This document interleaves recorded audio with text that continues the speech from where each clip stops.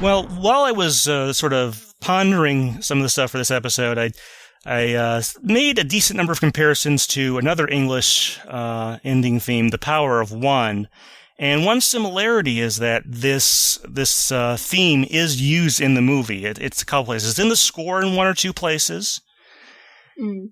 And it's also the main characters, mostly May at first, but some of the other characters do sing it or part of it in the movie. And now, of course, we never hear it anywhere else in the series as a lullaby or anything like that. It's just in this movie, presumably for rights reasons. But what did you think of them doing that? Actually. Actually, the lullaby, like, we never hear any characters singing it, but hang on, I've got to look it up here. Okay, yeah, there is an instrumental arrangement that's kind of a lullaby version, and it is actually one of the most played pieces of music from a movie score, and it's made a presence several times in the series. Even the dub version kind of sometimes uses it. Really? So, I have not noticed that. It's kind of like that, kind of the way Muse theme, or like not the legend comes to life, like the sound of like do do do do do do do that Muse theme has, kind of makes it into a lot of the mysterious moments in the series, and they kind of reuse some of that music in that same way. A Small Thing has been used quite a few times. Well, third generation, to be honest, as far as the anime, is a little bit of a blur to me. Because it's not the very beginning, and it's not super recent. And I'll be honest, May is my least favorite of the female traveling companions. We won't go into too far of a detail as to why. But I haven't rewatched Advanced Generation terribly recently. I think maybe the other thing going against it, I'm not as bothered by the dub actor switch, but being that is where it begins in Season 9, maybe that's also discouraged me a bit from rewatching Battle Frontier. It is in kind of a funny place. Like, yeah, there's a lot of people who Advanced Generation kind of occupies a strange space, even if they don't necessarily dislike it. Yeah. But yeah, like, sorry, I didn't mean to derail the whole conversation, but... Yeah, let's go back to its actual use in the movie, though. What did you think of them sort of incorporating it? Obviously, in the second movie, Lugia's theme is the basis for the Power of One song, but it's not... Well, it's performed by melody on the flute, but in this case we have characters sort of singing or humming the tune. They don't use the words in the actual anime, but they do use the tune there. What do you think of that? I really love it. It's just very sweet, I think. Yeah, like it's a nice little touch, and like something that kind of brings the whole score together, I think, in being able to have the ending theme kind of, make a reappearance in a different context. And then just the act of the characters kind of singing themselves is just very touching. It's a use of music that you're right, we haven't really heard since The Power of One and Lugia's song. Yeah, this is the most integrated. I think we have the sort of the ending theme in a movie, aside from the dub of the second Pokemon movie. So that's definitely notable there. Although talking about the score to this movie, there's not, to be honest, to me, a lot else that's memorable. There is one part, and this is kind of interesting. This is the first movie that does not have an opening sequence that reuses the anime theme from that season. Neither side has that. Right, yeah, nobody starts with a Pokemon battle or anything. No, they just show the carnival or whatever being put up and assembled and whatnot, and that's the opening title sequence, which is kind of interesting. Mm-hmm. Now, if you've listened to it, you may know that there is actually a presence of the Japanese opening theme for that season, Advanced Adventure by Garden. Now, they don't actually sing it, but an instrumental version of it is included there, and we would also hear it in the main series, including in the dub, several times over the 6th, 7th, 8th, 9th seasons. I think we would hear it periodically. Yeah. One of my favorite Japanese openings. It's really good. I think actually pretty much most of the openings in that generation are pretty good on the Japanese side and the English side, I would say. Yeah, musically, our opening and endings, like, Hoenn did very well.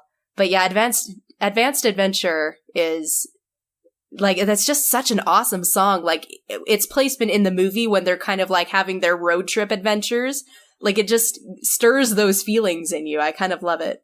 Going back to that opening sequence, though, do you wish there had been like a remix version or something? There is an alternate version of Advanced Adventure that's slowed down and stuff. Not sure if it was originally intended for that scene. They decided not to use it or what there, but... I don't know exactly. We were talking before we started recording, kind of like, it's a very quiet movie, and I was really impressed less by the score and more by the places of silence. And with that opening, when I first saw this movie, like, I was just very struck by the quiet, because even though there is music over them putting up the carnival, it's not that big, we're going to have a movie, let's remix our opening theme sort of a feel. I don't think it would be the right sort of series of events for that to have happen. I mean, they've done sort of non-battling openings, and it can work. Like the second movie, that's not a battle sequence. That's a bunch of Pokemon that make brief appearances during Pokemon World, or what would it have been in Japanese for the Orange Islands? I forget. Is it Type Wild? Rival, thank you. Yeah. I have trouble keeping that area straight. No, it's all right. It's very dense with a lot of music there, and I forget which ones are openings. Right. Yeah, no, I forget which one goes to which movie all the time. But yeah, I feel like for this particular movie, it was something so different for me in terms of a Pokemon movie and kind of in terms of children's movies in general. Like, it just opens so soft and slow. I wouldn't change anything about it, I think. Like, it was so refreshing. I don't know that I necessarily think every movie should be like that, but it did something very unique, and I quite appreciated it at the time. And I don't think I would want to change it and do something different. I suppose. I mean, certainly the score elements, not as striking as the fifth movie before it. Mm-hmm. Mm-hmm. Much more reserved, which maybe brings out the ending theme more. That's entirely possible. That could be.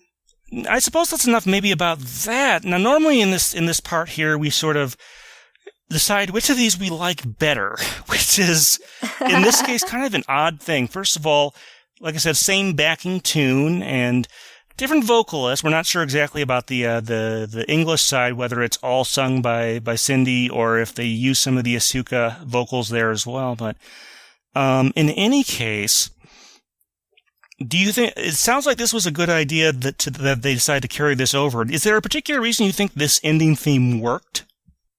There's something about it that's so soulful, and on both sides, both the English and the Japanese, and there's an earnestness to it that, again, we talk about this movie kind of having a less impressive and bombastic score and less iconic, a lot of periods of silence and just moments where you kind of are quiet and sit in awe, whether it's where the kids are all watching the comet or, the final scene before the credits starts where you're just looking over the valley and then suddenly the music hits.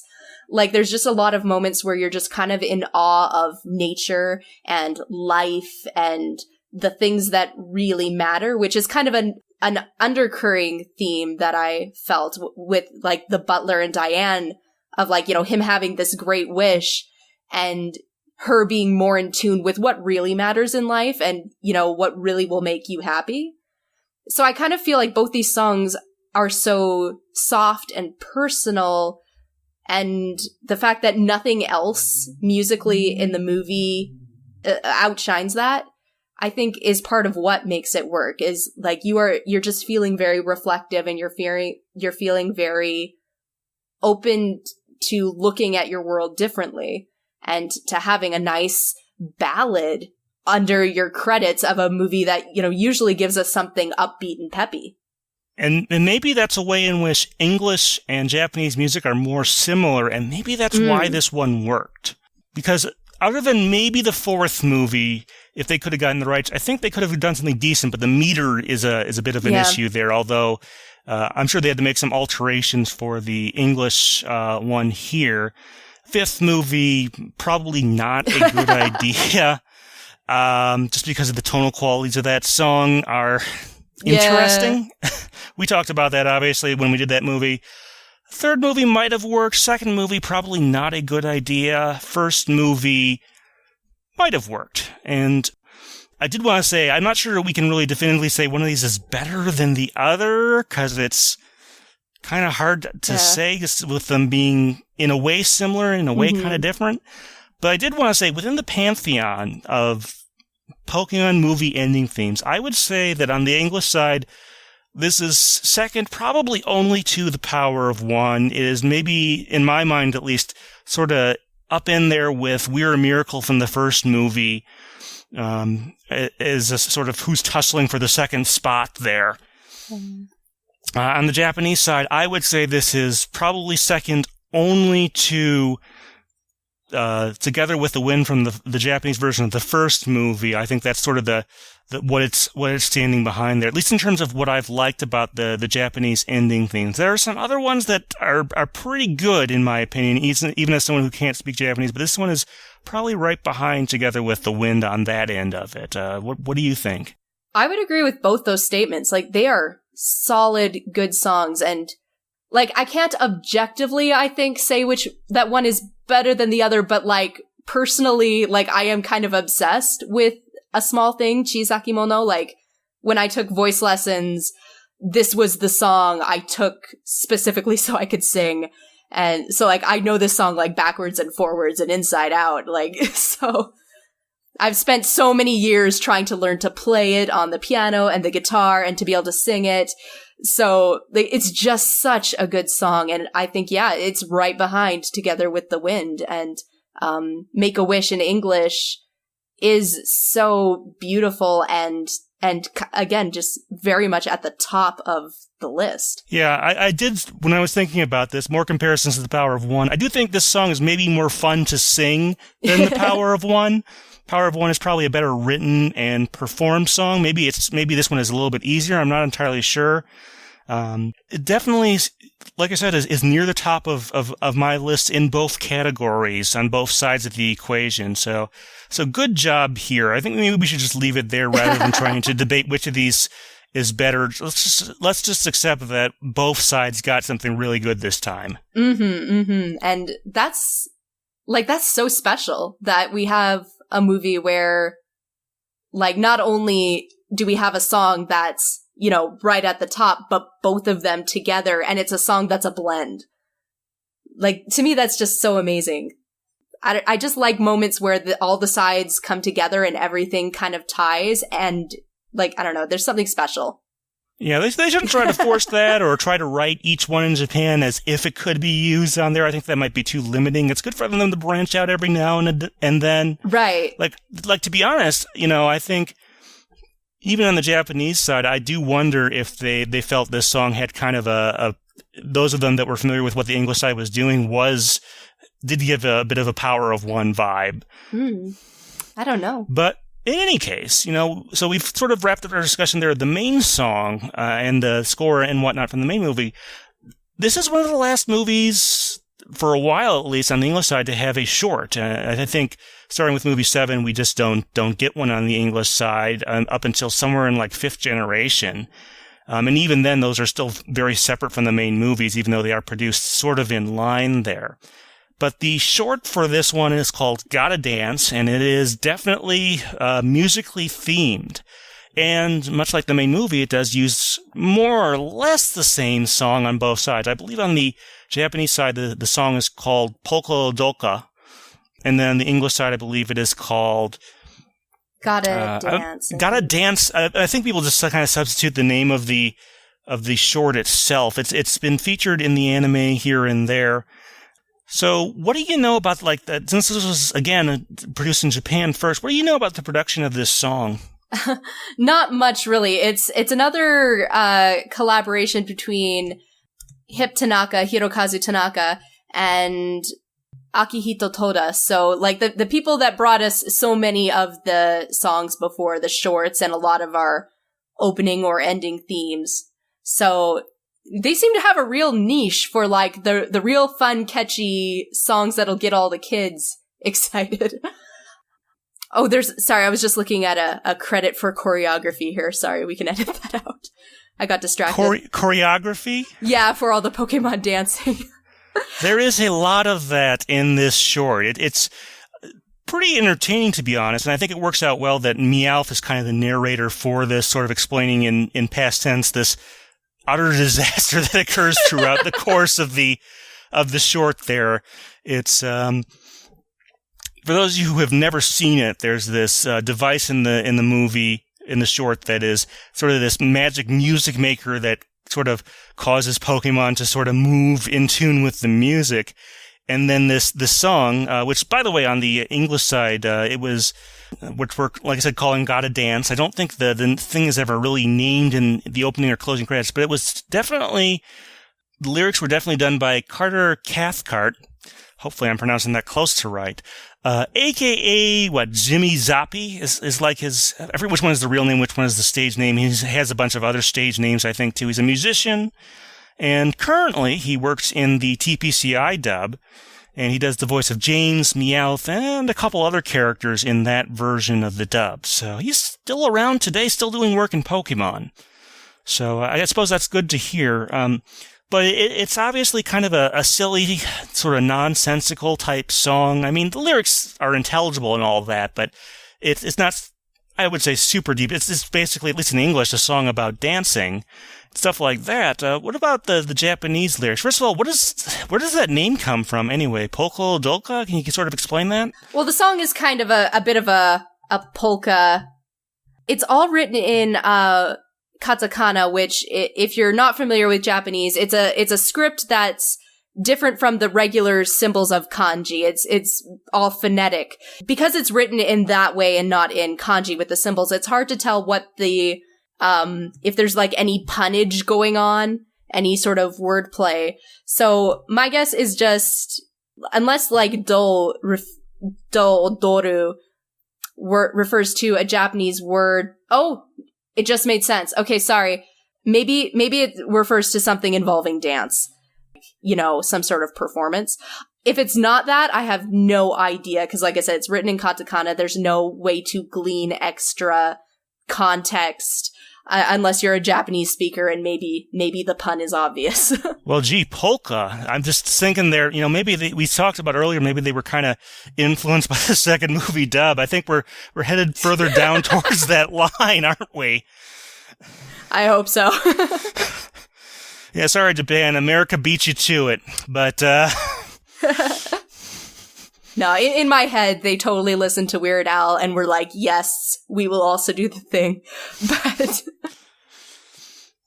in any case, although you just say polka there's actually a lot of variations of the main tune here in various, based on what's happening in the short. There's like a Hawaiian version. There's a couple other versions in there. It's kind of interesting the way they sort of tweak the melody throughout the short there based on whatever part or whatever sort of surroundings they happen to have there. It must be, not every tune can do that. Yeah, so musically it's a very interesting song. It doesn't have a lot of deep meaning or anything, but it's very clever. They clearly had a lot of fun working on this. Yeah, I do like the animation on this as well. Like seeing Trico being resistant to dancing at first, and eventually I don't know if Trico's gender is ever explicitly called out in the anime, but it's sort of just odds are it's a male. It sort of just eventually just can't resist anymore, and it starts going all over the place. That's one of the things I definitely remember. And of course, we get the not Loudred, not Exploud. Loudred comes in, and then Ludicolo. It's, to be honest, kind of farcical as this short, but it's got style, and it's got heart. I'll give it that. Yeah. There's definitely some passion behind this. Yeah, so if I ever get a chance to, Jimmy or Carter, whatever name he goes by, if I ever get a chance, I will definitely ask him about his work on this one. I can tell you that much. But it's certainly not the deepest song in the history of the anime or anything like that. But it's fun to listen to on a lark. I think maybe it hasn't aged. I mean, it's obviously never going to age as well as Make-A-Wish, but I kind of like it. It's more fun, I think, for its use in the short than just listening to it as music, maybe. Yeah, and definitely it is skewed towards a younger audience that kind of just wants to, clap their hands and sing along and and have a good laugh. So you definitely can't judge it on the same standards that we judge the ending themes. So that more or less covers, I think, all of that. Like I said, as with the main theme, I don't think we can really do which one is better. I think we got about what we wanted from this one as well, regardless of which side of the ocean you were on. Mm-hmm. Yeah, whatever version you grew up watching or discovered first, you probably had a really good time regardless. So there's really no sense splitting hairs over that song. Yeah. Yeah, they could have gone for a more direct translation of both of these, but I think what we got was definitely worth it and shows good effort on both of these. So not too much to complain about there, I would say. Yeah. All right, well, having wrapped up Movie 6, of course, our next episode is going to be Movie 7, Destiny Deoxys. And Anne, I think you want to give this a shot. The Japanese name is incredibly long. You want to try it out? You know what? I will. It's Reku no Homonsha Deoxys. It's not actually as long as it looks. It's just a lot of symbols and katakana. But it translates to, okay, if we're gonna do it fully, it's Pokemon Monsters Advanced Generation, the movie, Sky-Splitting Visitor Deoxys. So, cause they won't let you do it without the entire Advanced Generation preamble. Well, they still use, like, Pokemon the movie XY in the Japanese titles, the more recent ones, so. That's true, yeah. But as far as music goes, so this one has two very different songs. One of them, on the Japanese side, we have Tommy February 6 with Lovely Boy, with a lot of initializations there. And if you didn't get enough 80s in our NXS episode, well, I think you're going to get you satisfied with this one. And then on the English side, we have Bree Sharp with This Side of Paradise. Mm-hmm. So that's going to be a very interesting discussion. I already have a pretty good idea of which of those is going to come out on top, but I think we're still going to have some stuff to talk about there. But until then, Anne, thank you very much for being on. Oh, thank you for having me. This has been Stephen Reich from the pokepress Studios in Madison, Wisconsin, on the phone with Anne discussing the ending themes of the 6th Pokemon movie.